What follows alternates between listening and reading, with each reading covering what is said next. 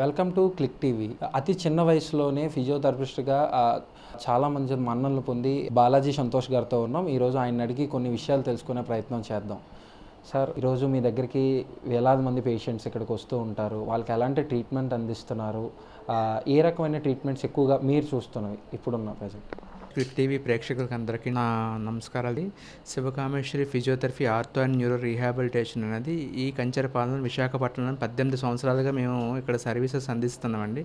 Almost ఇక్కడ 20,000 పైన పేషెంట్లు మేము రికవరీ చేశామండి ఈ Sivakameswari physiotherapy ortho and neuro రీహాబిలిటేషన్లోని. ఈ 20,000 మంది పేషెంట్లు ఎలాంటి పేషెంట్లు అంటే వెన్నుముక విరిగిపోయిన పేషెంట్లు, పెరాలసిస్ పేషెంట్లు కానీ, తర్వాత మెడ భాగం దగ్గర విరిగిపోవడం కానీ, తర్వాత ఫిమేల్స్కి యూరినరీ ఇన్కాంటినెన్స్ అంటే యూరిన్ గట్రా లీక్ అవుతున్న వాళ్ళకి అలాంటి వాళ్ళకి కానీ, లేకపోతే తర్వాత సర్వైకల్ స్పాండిలైటిస్ కానీ, లేకపోతే లో బ్యాక్ పెయిన్ కానీ, టెన్నిస్ ఎల్బో, ఫ్రోజన్ షోల్డర్ ఇలాంటి మల్టిపుల్ ప్రాబ్లమ్స్కి మేము ఇక్కడ ట్రీట్మెంట్ చేసి రికవరీ చేసామండి. అలాగా 20,000 మందికి చేసామండి ఇక్కడ. సార్, ఈరోజు చాలామంది పేషెంట్స్కు డౌట్ ఉంది. ఫిజియోథెరపీ అంటే న్యూరాన్ కానీ ఆర్థో కానీ ఈ రెండే ఉంటాయి యాక్చువల్గా. సో ఇంకేమైనా ఉంటాయి అంటే చాలామంది పేషెంట్స్లో కొన్ని డౌట్స్ ఉన్నాయన్నమాట. దాని మీద ఏమన్నా? ఫిజియోథెరపీలో న్యూరో ఆర్థోయే కాదండి, కార్డియో కూడా ఉంది, గైనిక్ కూడా ఉందండి, జిరియాట్రిక్స్ కూడా ఉంది. ఫిజియోథెరపీలో ఇవన్నీ ఒక భాగం అండి. ఫర్ ఎగ్జాంపుల్ గైనిక్ ఉందనుకోండి, ప్రీనేటల్ పోస్ట్ నేటల్ అంటే ప్రెగ్నెన్సీ లేడీస్కి ఏం చెప్తామనండి, డెలివరీకి ముందు కొన్ని ఎక్సర్సైజ్ చెప్తామండి, డెలివరీ తర్వాత కొన్ని ఎక్సర్సైజ్ చేపిస్తాను. దానివల్ల ఏంటంటే ఫ్రీ డెలివరీ అవుతుంటుందండి. అది గైనిక్ అండి. అదే కార్డియాలజీ అనుకోండి, ఇప్పుడు కార్డియో రెస్పిరేటరీ ప్రాబ్లమ్స్ ఈ మధ్యన ఫ్రీక్వెంట్గా వస్తున్నాయండి. అలాంటి వాళ్ళకి ఏంటంటే ఇప్పుడు కార్డియక్ ఆపరేషన్ అయిపోయింది, పోస్ట్ ఆపరేటివ్ సిఏబీజీ అంటారండి. ఓపెన్ హార్ట్ సర్జరీ గట్ట అయిన వాళ్ళకి ఏం చేస్తారంటే బ్రీతింగ్ ఎక్సర్సైజ్ కానీ లంగ్ ఎక్స్టెన్షన్ ఎక్సర్సైజ్గా చేపిస్తుంటామండి. అది కార్డియాలజీ అండి. తర్వాత ఇదే కాకుండా అండి బేసికల్గా జిరియాట్రిక్ కేర్ ఏంటంటే ఇప్పుడు ముసలి వాళ్ళకి చాలా రకాలుగా చాలా ప్రాబ్లమ్స్ వస్తుంటాయండి. బ్రీతింగ్ ప్రాబ్లమ్స్ కానీ, నిమోనియా కానీ, లేకపోతే ఆయాసం కానీ, ముడుకుల నొప్పులు కానీ, అలాంటి వారికి జిరియాట్రిక్ కేర్ కూడా మనం ప్రొవైడ్ చేస్తున్నామండి. ఇదే కాకుండా క్యాన్సర్ పేషెంట్లకి అండి, క్యాన్సర్ పేషెంట్లకి ఏంటంటే ఇప్పుడు ఫర్ ఎగ్జాంపుల్ ఫిమేల్స్కి సిఏ బ్రెస్ట్ అంటారండి. అంటే బ్రెస్ట్ రిమూవల్ అయిపోయిన తర్వాత వాళ్ళకి చేతులు బాగా పొంగిపోతుంటాయండి. అలాంటి వాళ్ళకి కూడా ఫిజియోథెరపీ ఉందండి. ఇలాగా చాలా ప్రాబ్లమ్స్కి మనం ఫిజియోథెరపీ ద్వారా మనం రికవరీ చేయొచ్చండి. సార్, కొంతమంది చాలా చిన్న వయసు అంటే యంగ్ ఏజ్ పీపుల్, ఒక 20 to 25 ఉన్న ఏజెస్ పీపుల్కి చాలామందికి నడుముకి సంబంధించి చాలా ప్రాబ్లమ్స్ వస్తూ ఉంటాయి. వాళ్ళు చాలా ఫిజియోథెరపిస్ట్ కానీ ఇతర డాక్టర్స్ దగ్గరికి వెళ్తూ ఉంటారు. యంగర్ పీపుల్కి కొన్ని సమస్యలు వస్తూ ఉంటాయి, జిమ్ చేయడం వల్ల కానీ, లేకపోతే ఈ బ్యాక్ పెయిన్ సమస్యలు ఎక్కువ వస్తుంటాయి. అలాంటి వాళ్ళకి ఏమైనా చెప్తారు? మీరు చాలా మంచి క్వశ్చన్ అడిగారండి. ఇప్పుడు యంగర్ పీపుల్స్కి చాలా వారికి కూడాను నడుము నొప్పి, మెడ నొప్పి వస్తుందండి. యంగర్కి ఎందుకు వస్తుంది అంటేనండి, ఈ మధ్యన ఇప్పుడు ఈ ఏజ్లో చూసుకుంటే చాలామందికి ఏంటంటే డెస్క్ జాబ్ కానీ, లేకపోతే సాఫ్ట్వేర్ ఎంప్లాయీస్ కానీ, లేకపోతే చిన్నపిల్లలకి ప్రొలాంగ్ అంటే స్కూల్లోని రోజుకి ఒక 7-8 గంటలు అలా ప్రాపర్గా కూర్చోబెట్టి ఉండిపోవడం వల్ల మనం స్టాటిక్ పొజిషన్లో ఉండడం వల్ల పర్టికులర్గా ఏదైతే ఉందో ఆ మజిల్కి అనేది బ్లడ్ సప్లై అనేది అవ్వట్లేదండి.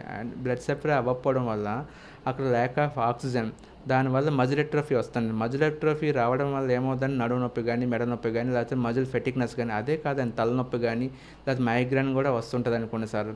దీంతో భాగంగా చూసుకుంటే ఈ కాలంలో ఎక్కువగా అవుతుందని సెల్ ఫోన్ అండి. సెల్ ఫోన్ ఏంటంటే చూస్తున్నారు కానీ పడుకొని చూడడం కానీ, ఒకే టైంలో అలా సెల్ ఫోన్ పట్టుకొని కిందకి చూడడం, మీద చూడడం చేస్తున్నారండి. దానివల్ల ఏమవుతుందంటే ఇన్వాలంటరీ మజిల్స్ అనేవి ఇన్వాల్వ్ అయిపోయి అక్కడ ప్రొలాంగ్గా అది ఇన్వాల్వ్ అయిపోయి స్టాటిక్గా ఉండిపోవడం వల్ల అవి ఎప్పుడూ ఏదో ఒక టైంలో ఫెటిక్ అవుతాయండి. ఆ ఫెటిక్ అవ్వడం వల్ల ఇన్స్టెబిలిటీ అంటే మజిల్కి ప్రాపర్గా వెంటిలేషన్ అవ్వదండి. అంటే ఆక్సిజన్ కానీ బ్లడ్ సప్లై కానీ అవ్వకపోవడం వల్ల వాళ్ళకి ఏమవుతుందంటే అండి నడుము నొప్పి కానీ, మెడ నొప్పి కానీ, లేకపోతే మైగ్రేన్ హెడేక్ కానీ ఇలాంటి ప్రాబ్లమ్స్ అన్నీ వస్తుంటాయండి. సార్, ఇప్పుడు వరకు మీ కెరియర్లో ఇది స్టార్ట్ చేసినప్పుడు ఫిజియోథెరపిస్ట్గా అయినప్పటి నుంచి ఎటువంటి ఒక పెద్ద కేసు లాంటిదంటే అది చేయగలేను కానీ చేశాను అనేది ఏమైనా ఉన్నది? ఒక 12 సంవత్సరాల అబ్బాయి అండి. 12 సంవత్సరాల అబ్బాయికి టీబీ స్పైన్ వచ్చిందండి.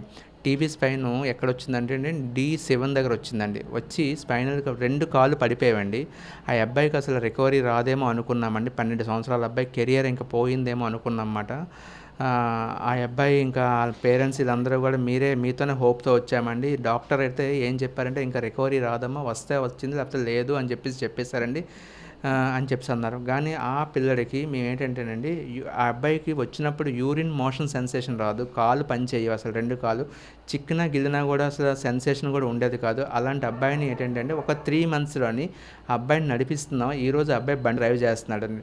తర్వాత ఆయనకి యూరిన్ మోషన్ సెన్సేషన్ అంటే మా దగ్గర ఉన్న యూరినరీ స్టిమ్యులేషన్ కానీ, మోషన్‌కి సంబంధించిన బ్లాడర్ స్టిమ్యులేషన్ కానీ ఇవన్నీ చేయడం వల్ల ఆ అబ్బాయి 100% రికవరీ వచ్చిందండి. ఈ Sivakameswari physiotherapy ortho neuro rehabilitation. ఇంకొకటండి వర్మ అని చెప్పేసి ఒక పేషెంట్ ఉన్నాడండి. ఆయనకి ఏంటంటే డిలేడ్ అండి. ఎప్పుడో ఒక 3 సంవత్సరాల క్రితం ఆపరేషన్ అనేది ఫెయిల్ అవ్వడం వల్ల కాలు చేతులు పడిపోతే 2 ఇయర్స్ తర్వాత తెలుసుకొని మా శివకామేశ్వరి ఫిజియోథెరపీ ఆర్థో న్యూరో రీహాబిలిటేషన్కి వచ్చాడండి ఆ అబ్బాయి. వచ్చిన తర్వాత ఆయనకి మాకు వాళ్ళ పేరెంట్స్ ప్యానిక్ అయిపోయారు. అందరూ చెప్తున్నారండి రికవరీ వస్తుందని చెప్పేసి, బట్ రికవరీ రావట్లేదు. 2 సంవత్సరాల నుంచి నేను చాలా ఎక్కువ వరకు డబ్బులు ఖర్చు పెట్టాను, బట్ నాకైతే యూజ్ఫుల్ ఏం లేదు. ఇంకా మీ దగ్గరికి వెళ్ళమని చెప్పేసి వాళ్ళ పక్కింటి వాళ్ళు ఎవరో చెప్పారంటే వచ్చారు నా దగ్గరికి. వచ్చామండి, అసలు మీరైనా చేయగలుగుతారా లేదా అని చెప్పేసి అంటే, నాకు మీరు ఒక 40 డేస్ టైం ఇవ్వండి అమ్మా అని చెప్పాను. 40 డేస్లోనే ఆ పేషెంట్ అనేవాడు లెగిసి నించుంటున్నాడు, నడుస్తున్నాడు. తర్వాత ఈరోజు తనకి ఏంటంటేనండి ఆయన కార్ డ్రైవ్ చేస్తున్నాడండి. ఆయనకి ఏంటంటే స్పెషల్లీ ఎడ్యుకేటెడ్ అంటే ఆ అబ్బాయికి ఏంటంటే అండి టాటా మోటార్స్ వాళ్ళకి ఆ అబ్బాయికి కావాల్సిన విధంగా కార్ మోడిఫై చేసి ఇప్పుడు తనకు తన ఇండివిజువల్గా కార్ తన చేతులతో తన కాలుతో కార్ డ్రైవ్ చేస్తూ క్లినిక్ రావడం, అప్పుడప్పుడు పలకరించడం చేస్తున్నారండి. ఇవి బాగా సక్సెస్ రేట్ అండి నాకు. సార్ ముఖ్యంగా ఈ హాస్పిటల్కి సంబంధించి ఎంతమంది సిబ్బంది ఉంటారు? ఒకవేళ పేషెంట్స్ వస్తే వాళ్ళకి క్లియర్ అయినంత వరకు ఎన్ని రోజులు ఉంచుతారు? మళ్ళీ ఎప్పుడు డిశ్చార్జ్ అంటే వెంటనే అయిపోతుందా, లేకపోతే కొంత సమయంలో చాలా టైం పడుతుంది అలాగా? బేసికల్గా అండి ఈ Sivakameswari physiotherapy ortho and neuro rehabilitation 30 bedded in patient hospital అండి. దీంట్లోని ఏంటంటే ఈ 30 బెడ్స్లోని కూడాను నర్సింగ్ కేర్ కానీ, ఫిజియోథెరపీ కేర్ కానీ, డైటీషియన్ కేర్ కానీ, లేకపోతే సైకాట్రిస్ట్ కానీ, సైకాలజిస్ట్ కానీ, తర్వాత అండి ఇంకా ఆక్యుపేషనల్ థెరపిస్ట్, వీళ్ళందరూ కూడా మాకు మా సెంటర్లో ఉన్నారండి. స్పీచ్ థెరపిస్ట్ కూడా ఉన్నారండి. వీళ్ళందరితో పాటు మేము ప్రతి ఒక్క పేషెంట్ కూడా పేషెంట్ ప్రాబ్లం బట్టి వీళ్ళని మేము అసైన్ చేస్తుంటామండి. ఈ కండిషన్కి వీళ్ళు, ఈ కండిషన్కి వీళ్ళని చెప్పేసి ఇచ్చేస్తుంటామండి. ఇక్కడ సిబ్బంది ఏంటంటే 35 మెంబర్స్ ఉన్నారండి పారామెడికల్ స్టాఫ్. అదే ఫిజియోథెరపిస్ట్ అయితే 18 మంది ఉన్నారండి, 18 మెంబర్స్ ఉన్నారండి. ఒక పేషెంట్కి కానీ ఒక పేషెంట్కి ఒక ఫిజియోథెరపీ కంటిన్యూగా అలా ఉండిపోతారండి. మార్నింగ్ ఒక 4 గంటలు, సాయంకాలం ఒక 3 గంటలు చేస్తూనే ఉంటారండి ఫిజియోథెరపీ.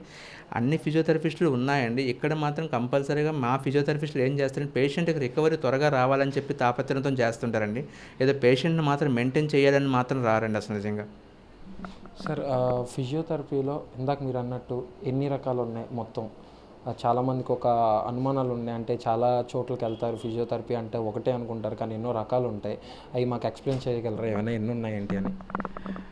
ఫిజియోథెరపీలో న్యూరాలజీ ఫిజియోథెరపీ ఒకటి ఉందండి, కార్డియాలజీ ఫిజియోథెరపీ ఉందండి, ఆర్థోపెడిక్ ఫిజియోథెరపీ ఉందండి, అండ్ గైనిక్ ఫిజియోథెరపీ ఉంది, స్పోర్ట్స్ ఉందండి, తర్వాత జిరియాట్రిక్ ఫిజియోథెరపీ ఉందండి, తర్వాత పల్మనరీ ఫిజియోథెరపీ ఉందండి. సార్ మేము విన్నాం మీరు ముఖ్యంగా స్పెషలిస్ట్, స్పోర్ట్స్ థెరపీలో మీరు స్పెషలిస్ట్ అని విన్నాం. దాని గురించి ఏం చెప్తారు సార్? అవునండి, నేను diploma in sports injury rehabilitation చేశానండి. తర్వాత దాంతోపాటు మాస్టర్ ఇన్ ఫిజియోథెరపీ ఆర్థోపెడిక్స్ చేశానండి నేను అండి. సార్ మొత్తం ఇక్కడ చాలామంది పేషెంట్స్ జిమ్ అంటే ఈ ఫిజియోథెరపీ కాకుండా కొంతమంది డాక్టర్స్ ఏమంటారంటే జిమ్స్కి వెళ్ళండి, ఏవైనా ఎక్సర్సైజులు చేయండి, అవి తగ్గుతాయి అంటే జనరల్ వాకింగ్, రన్నింగ్ ఇలాంటివి చెప్తూ ఉంటారు. ఒకవేళ మీరేం చెప్తారు అలాంటి సిచ్యువేషన్స్లో ఉంటే?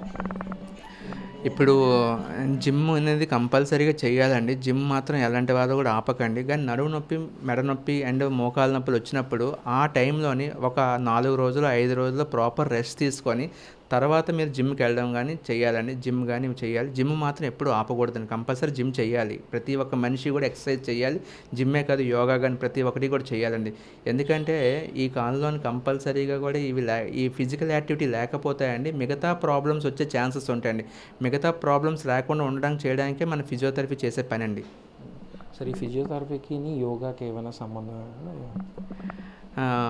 ఫిజియోథెరపీకి, యోగాకి కంపల్సరీగా సంబంధం ఉందంటే ఉందనే అని చెప్తానండి అసలు బేసికల్‌గా. ఈ యోగా అనేది ఒకానొక టైంలో ఇది వన్ టైప్ ఆఫ్ పురాతనమైన మెడిసిన్ అండి అది ఒక మాటలో చెప్పాలంటే. అంటే ఆ టైంలోనే యోగా చేయడం వల్ల each and every muscle stretching exercise అంటారండి. ఈ స్ట్రెచింగ్ ఎక్సర్సైజ్ ప్రతి ఒక్క బాడీలో ప్రతి ఒక్క భాగాన్ని కూడా కదపడం అనేది యోగా అండి. దాన్ని మోడిఫై చేసే ఫిజియోథెరపీ కింద ఇది అయ్యిందండి. యోగా అనేది కంపల్సరీగా మ్యాండేటరీ అండి. ఇది చూసారు కదా, ఇది కెమెరామెన్ మురళితో జర్నలిస్ట్ దత్తాత్రేయ, విశాఖ నుంచి.